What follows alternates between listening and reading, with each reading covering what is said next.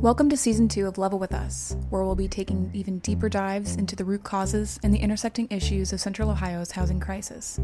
Whether you're a first-time listener or a follower of the pod, thank you for lending your ears to an effort that is desperate for more attention, more voices, and more action. Everyone is affected by our housing shortage, whether you're a homeowner, a renter, a landlord, or someone experiencing homelessness or housing instability. And all of us have a role to play in fixing it. So here in Season 2, I'm bringing on more experts, community organizers, and leaders that I hope inspire more of you to find out what that role is.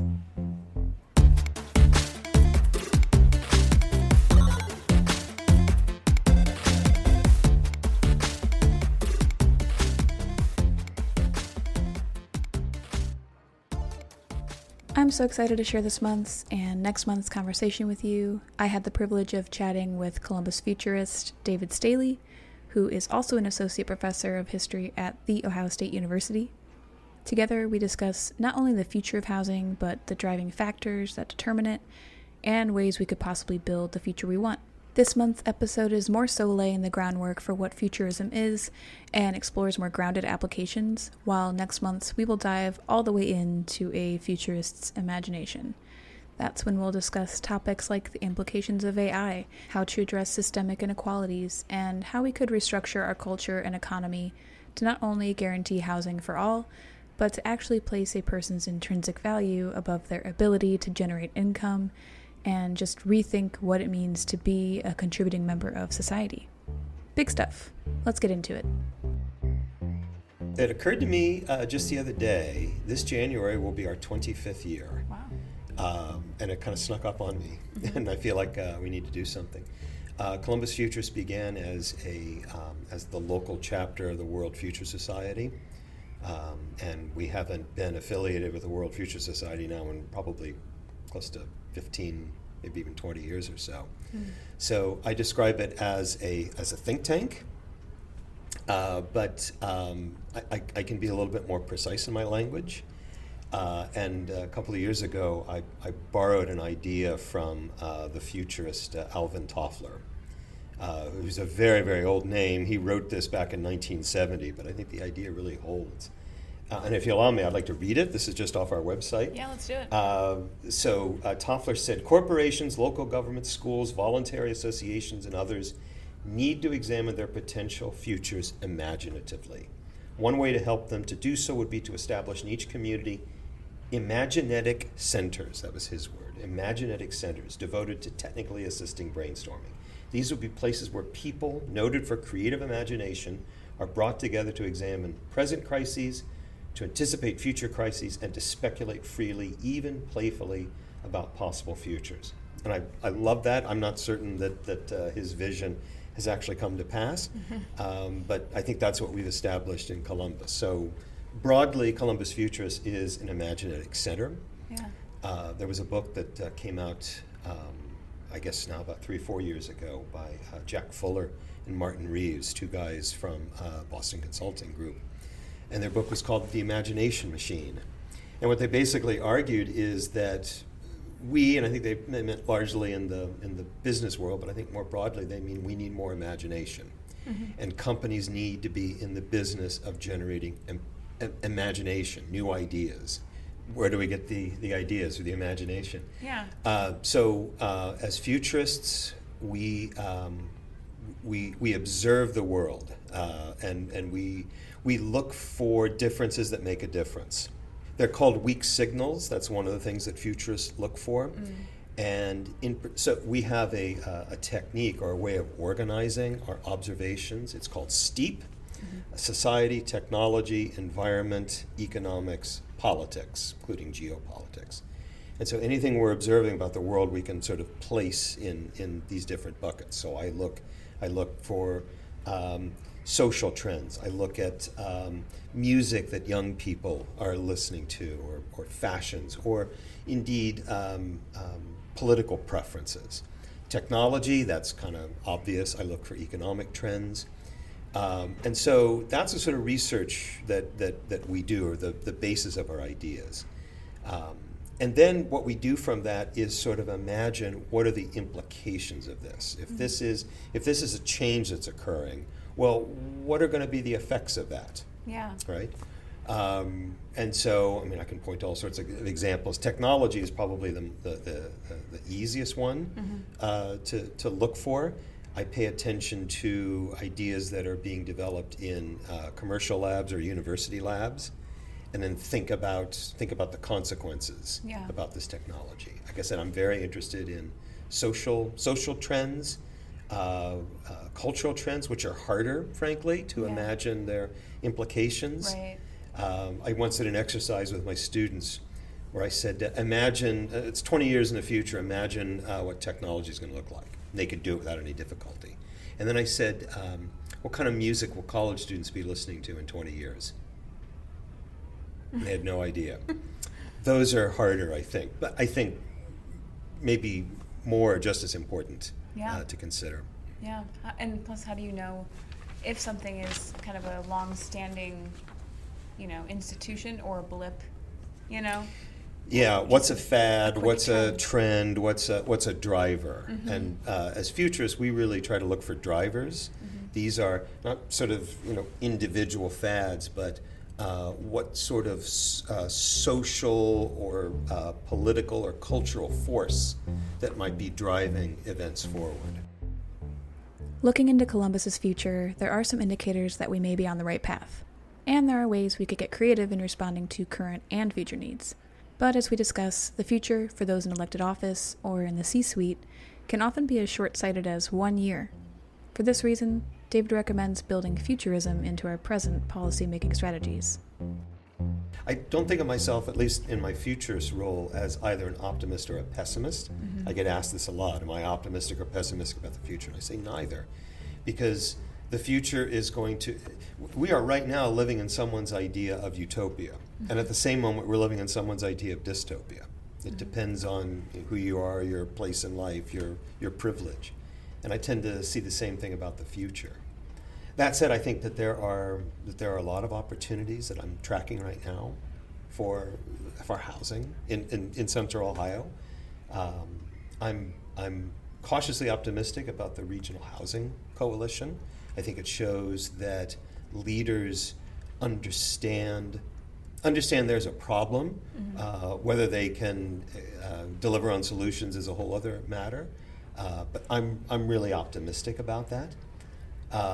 I think that there are opportunities for zoning reform, and again, I'm not the only one who's talking about this. But to me, zoning reform also extends into the suburbs, for instance. Kinds of issues around mixed-use development, density, and I should also be very quick to add that some of the suburbs around Columbus are starting to think along these lines. Dublin, Upper Arlington. But really rethinking zoning reform.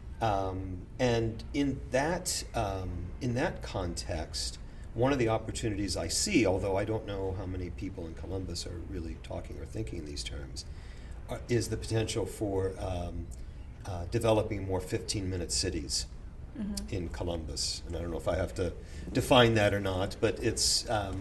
Get pretty much anywhere in 15 minutes? Yes, by, say, walking or by bike or something like that, as opposed to a car or something like that. And so 15-minute city, the idea is to get away from car-centric development, which is essentially how Columbus is organized. You pretty much need a car to get to anything that you need. 15-minute cities means physically redesigning cities so that residential areas are developed in the same place as grocery stores, doctor's offices, schools, all the things you might need. And then you are a bike or a scooter or even a walk 15 minutes or so to any one of those. There are some cities that are doing this. Paris has sort of famously done this. I don't know if anyone in Columbus is thinking along these lines. But if we're going to think about zoning reform, I wonder if we might think about it in terms of 15-minute cities. One of the things that, or one of the components of the 15-minute city is proximity to schools. And I wonder if we might not rethink how we organize schools in Columbus. especially around neighborhood micro schools. So a micro school has 150 students. So what if we thought about decentering public schooling in Columbus to be a number of these small, I think of them as human scale schools. I think that would be a real attractor for families to move into an area. You develop a flywheel, I think, out of something like that. I think another opportunity is around multifamily dwellings, and maybe even, and I know there's a more specialized term for it, multi-generation housing. We don't really think in those terms, I think, in Columbus. We're still somewhat segmented, I think, in that regard. But as part of zoning reform, we could be thinking about new ways to imagine the kinds of environments that people are living in, instead of the single-family standalone house, which is more typical in Columbus. And more inaccessible, to emerging generations. Younger people, Generation Z, have expressed a preference for, or at least can imagine different kinds of housing options. Yeah, I think I don't think there's anybody out there who hasn't ideated a commune with their best friends, and I think there's something to that, beyond potentially a cult. But were you familiar with the Golden Girls scenario? Like that.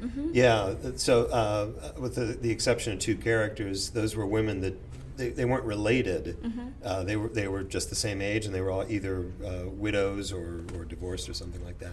We could be seeing more of those sorts of living arrangements. Yeah, and that kind of housing is suitable for more than just families living together, but of course friends living together, or you can't afford to live on your own and you need a roommate, or more so now, especially in Columbus, our Somali and Ethiopian populations are kind of the big driver of population increases here, and they often have more than 4 people in their family. They need 4 or 5, 6-bedroom homes. So developing housing with more people in mind, I guess, would benefit a swath of populations. No question. I think, though, it's hard to imagine building for a future while responding to current needs, and how do you remain adaptive in that way? Boy, I don't have a simple answer to that, because you've hit the nail right on the head. It has to do, the challenge has to do with ingraining more long-term thinking into our decision-making processes. And that's, whether you're a civic leader, corporate leader, nonprofit leader, it means really acting on long-term thinking, which is a real challenge, especially in the United States. But I think especially among corporations, among cities, we don't afford ourselves the opportunity to think long-term. And by long-term, I literally mean on the order of 10, 15, 20 years. Most leaders, most organizations have a time horizon of next year, if we're lucky. 1 to 5. Yeah. 1 to 5 if we're lucky, I think. Yes, 1 to 5 if we're lucky. But that means a sort of a culture change. And there are places in the world where thinking and acting on a long-term basis are more common. China, Japan. In Finland, there's a government ministry whose job and it has to do with what their job is. They're dealing with nuclear waste. Their job is literally to think out 10,000 years. Right. So these places exist in the world. Very, very, very hard to implement, though. But we have so many issues and challenges right now.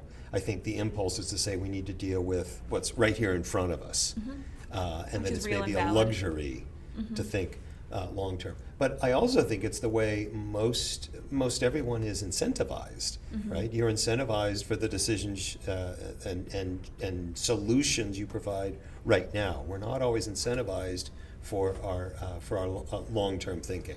That's what I heard when the Coda levy was up, and people were like, well, I'm not even going to see the outcome of my tax dollars for 15, 20 years. Why would I vote for this? Yes.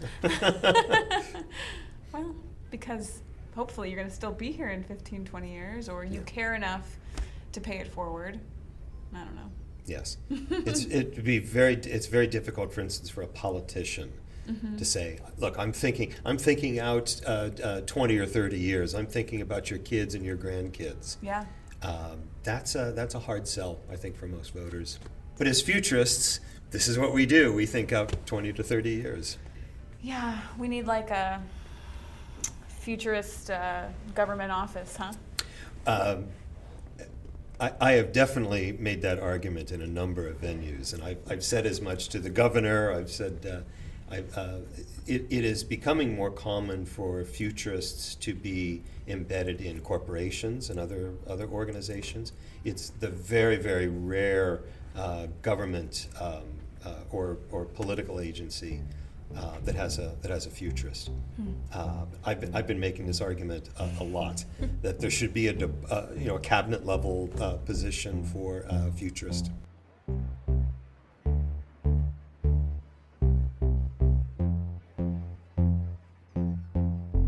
Level With Us is brought to you by Homeport and is recorded, mixed, and edited by Lauren Sega. All sources are in the show notes. Homeport creates strong communities by developing quality, affordable homes on a cornerstone of dignity, security, and opportunity. To learn more, or if you'd like to support our mission, visit us at homeportohio.org.